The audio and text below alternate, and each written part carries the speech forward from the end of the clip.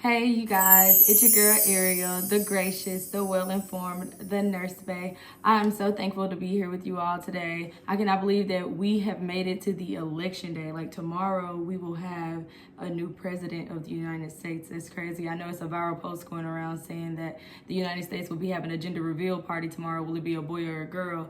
I don't know, guys, but because out of the 71 million people who have voted, I have yet to vote, and you guys know my vote matters. Like, my vote is going to be the vote that counts, right?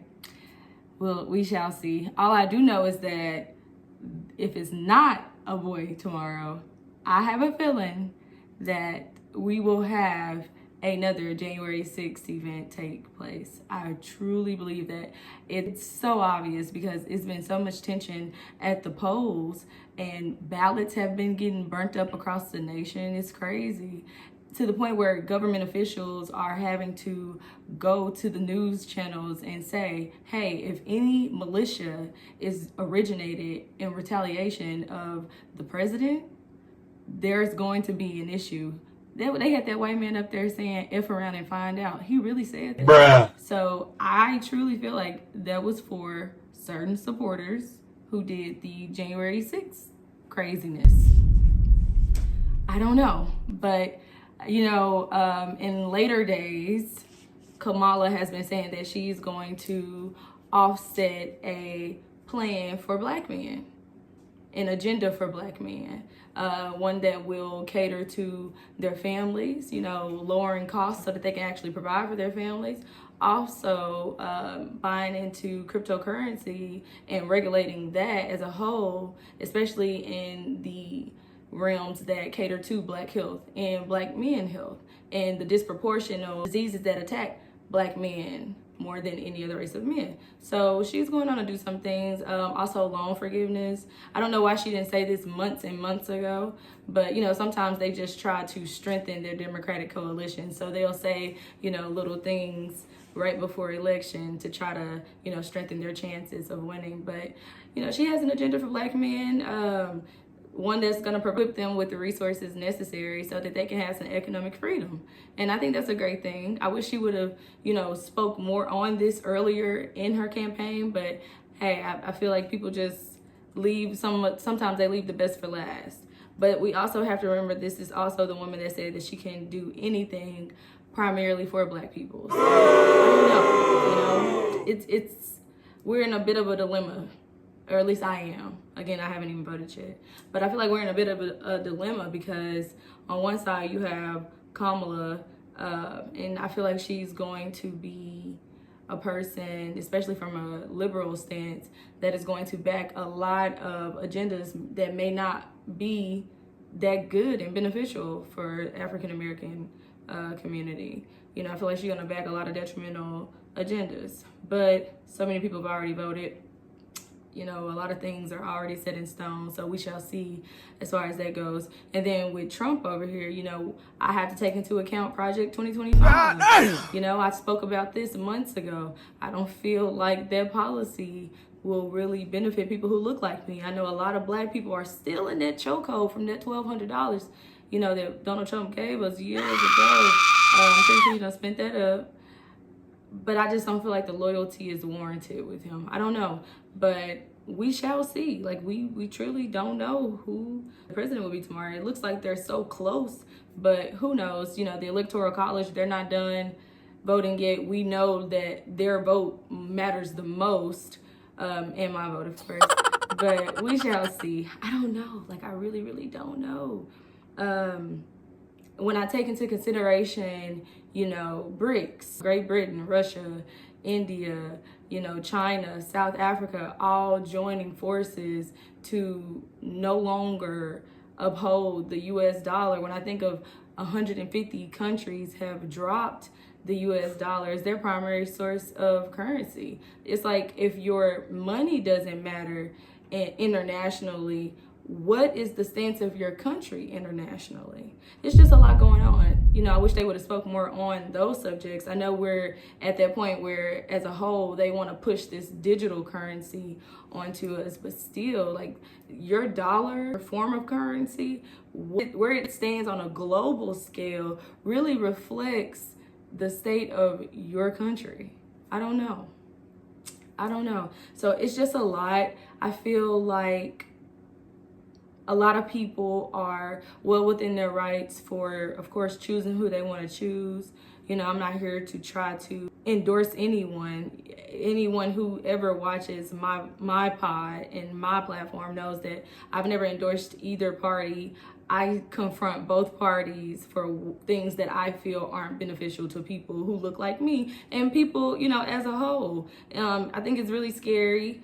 And it's going to be really scary if Project 2025 does get implemented at the beginning of next year. I hope that everyone is bracing themselves. And also, you know, we still got to live. So I tell people all the time, I'm trying to put myself in a position and cover my life that no matter who gets into office, I'm going to be okay. My household's going to be okay. You have to have that kind of, you know, mindset. Regardless of who gets into office, my family's still going to eat. Regardless of who gets into office, I'm still going to accomplish what I need to accomplish. Regardless, things still have to get handled because we're still out here living.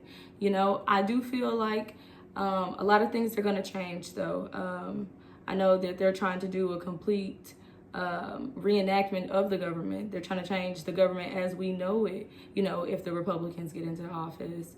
Don't be surprised if, you know, they went from, oh, we have no affiliation with Project 2025 to, yes, Project 2025, January 25th, 2025 will be implemented and the government as we know it will be changed forever. I don't even know if we're going to have an election in 2028 because if you read some of the tenets within the Project 2025, they want to give, you know, the president complete immunity. And this is not only for him, you know, carrying out his duties while he's a president, he can't be indicted upon anything that he did while discharging his presidential duty. So it's like he has complete immunity as long as he's the president. And, you know, he's going to give police complete immunity. So, I just feel that this was a huge assignment.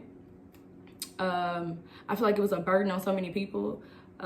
Working in the hospital, you come in contact with so many people. Even though we shouldn't speak on politics, people always try to bait you into political conversations.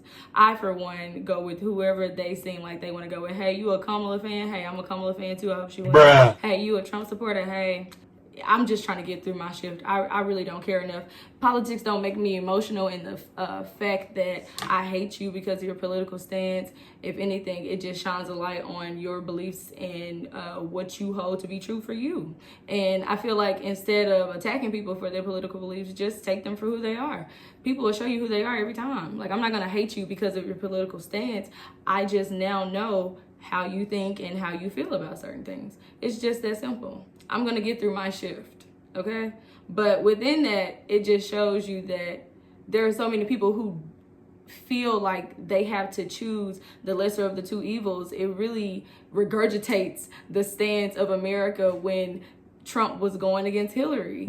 So I really don't know, like, is America truly ready for a brown woman to be a president? They weren't ready for a white woman to be, president. So I don't know, but we shall see tomorrow. We shall see. I hope I have no issues voting tomorrow. Like, I know I was driving down where I stay and there was so many people outside, like with their chairs posted up and, their presidents outside. I was like, why do people sit outside? Like, are you trying to intimidate people? Like, I'm still gonna go there tomorrow. I cannot wait. I'm so happy I'm off because I'm going to definitely need a shot or two after this election. It's been an emotional roller coaster for me. It's been an emotional roller coaster for my patients. Y'all, they be in these rooms stressed out. I'm like, baby, that is not conducive to a healing environment. I do not need you thinking about this. Turn off the news. I need them to block the news in the hospitals. Y'all stressing my patients out. I don't want to talk about politics. I don't. I want to talk about, getting up out the bed and taking your medications. Let's be compliant. I don't want to talk about politics. Stop baiting nurses into these political conversations, especially Black nurses. We got to be smart and keep our heads on the swivel because they will have you up in there talking about everything. I'm not doing it. Hey, baby, I'm for whoever you for. I'm just trying to get through my shit. But tomorrow will be a very enlightening day. I can't wait, you guys. But I have to say, my favorite part of the entire election is this song. You guys, it's the best song. I'm pretty sure it's gonna win Grammy Award for Song of the Year. And of course, it was inspired by Queen Bee. Just listen. Joe Biden is asleep. Kamala is at a dance party with Beyonce. Beyonce. Beyonce. Beyonce. Dance party with Beyonce. Hey. Dance party with Beyonce. Dance party with Beyonce. Dance party with Beyonce. Beyonce. Beyonce. Beyonce. Beyonce. Party with Beyonce. Hey. Hey. Okay, Trump. Y'all funny. The internet is so undefeated. Whew, that was so funny to me. I just had to do that. I'm so sorry. I know it's a very serious moment, but sometimes you just got to take a break from the seriousness and just have a laugh, or you will lose your mind. Y'all don't get too caught up in it. Like I told you, regardless of who is the president tomorrow, regardless, we still have to work within our community. We still have things we have to work on individually. The grind does not stop. The shine does not stop based off if the gender reveal is a boy or a girl. It don't matter. We still have business to handle, and we really can't stress about things we have no control over. I know that we like, oh, this is a democracy. The people's opinion does matter. The votes do matter to an extent. We all know that the Electoral College, they hold a lot of power when it comes to that. Not to mention the people that aren't even named that really run the puppet show. So we just have to keep pushing and keep grinding, keep shining, regardless of who will be in the office. You're gonna win, I'm gonna win, we're going to win. We cannot let this situation just have us so mentally exhausted. And it is a mentally exhausting situation, but we can't let it get to us. Like, we have to pray, stay covered, and keep it pushing. That's how I'm thinking about it. It's just so much going on, but we'll make it through. I'm very optimistic, even to a fault sometimes, but I really feel like we're still gonna make it through. We're gonna be fine. So people don't need to be stressing themselves about it. It's nothing to stress about. At the end of the day, what is going to happen is going to happen. But what I don't want to happen is for anyone to become a victim. Make sure that you are able, like I always preach and I always say, any able-bodied African-American woman or man, make sure that you are armed. You do not want to be caught lacking. You do not want to be a victim. And how tomorrow is going to go or the subsequent days, make sure that you're armed. Make sure that you're protected. You will not be a victim. I feel like election year claims a lot of African-American victims. We have to stop putting ourselves in those positions. If we're in the position to protect ourselves, we need to protect ourselves. Always be in a position to protect yourself. You cannot put nothing past anything. I feel like that's what I've, gauged in 2024. That's really something that I'm going to carry over to the next year and every year following that. You cannot put anything past anyone. I feel like if anytime we've seen that in the forefront, it's been in 2024.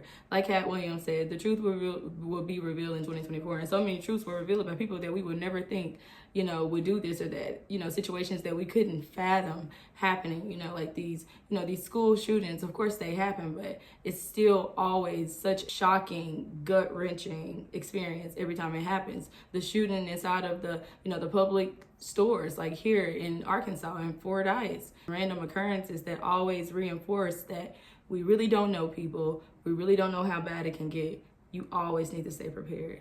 It's real out here. Something else that I saw today that really resonated within me deeply was this quote, and it went semi-viral on social media, but I'm telling you guys, when I saw it, it really touched me. And the quote said, and I'll quote it verbatim, it was, "Some people will have to learn through experience because wisdom offended them." You guys, I'm always on a journey of enlightenment. I always seek knowledge. I always want to go to sleep knowing more than what I woke up knowing. That's just how I am. And when it comes to growth, my least favorite A word, accountability, is imperative. And for me, that quote meant that, people were coming to you and speaking to you through their wisdom, and you got offended. Maybe you didn't like the way they conveyed the message to you. Maybe you felt attacked because you knew that that message was directly for you. You know, sometimes when we're in the mix of our sinning, when we're in the mix of our mess, we don't want people to come tell us anything, because that would require us to change. That would require us to, make some solutions to this. And sometimes we don't look at the mess as being mess. We normalize it. This is what I'm accustomed to. Therefore, it's normal. It may be abnormal to you, but for me, it's working for me. And that's how I took it, because in my own life, my mother has come to me numerous times, and I always give my mother this in respect, because I tell people all the time, had I listened to my mother when she was trying to come to me in wisdom, I would have been better off. I got offended. I'm thinking that I know more than what I really know. I took offense to that wisdom when I should have taken advantage of that wisdom. So for me, I had to go through a lot of experiences in life that my mother was trying to alleviate out of my journey, but I got offended with the wisdom. Young people, women who don't have children, don't get offended with wisdom.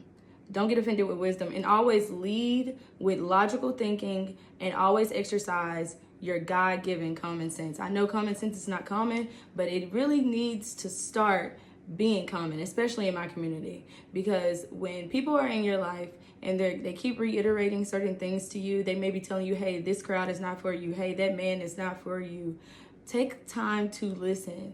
Everyone isn't trying to ruin your life. Everybody not hating on you, That was my thing. I used to be like, oh, people hating on me. My mom just don't want me to have fun. My mom just, thinks she knows everything. And my mama knew a lot of things that I thought I knew, and I did not know. I let my ego get in my way. I let myself get in my way. And when you take accountability of your life, the part that you played in any demise in your relationships, the part that you played in anything that hindered your life and your growth, it makes you really dig deep, and that's how you grow. I tell people all the time, you cannot grow without accountability. And for me, that post screamed accountability. Like, yes, you had to learn through experience, because you got offended when people were coming to you and telling you the truth. Some people don't like the truth. Some people don't like the truth. I at one point in my life, I didn't like the truth. Even if I knew it was true, like, how dare you have the audacity to come and tell me about my problems when you have your own? And it's not the messenger, it's the message. The message always stands. It doesn't matter.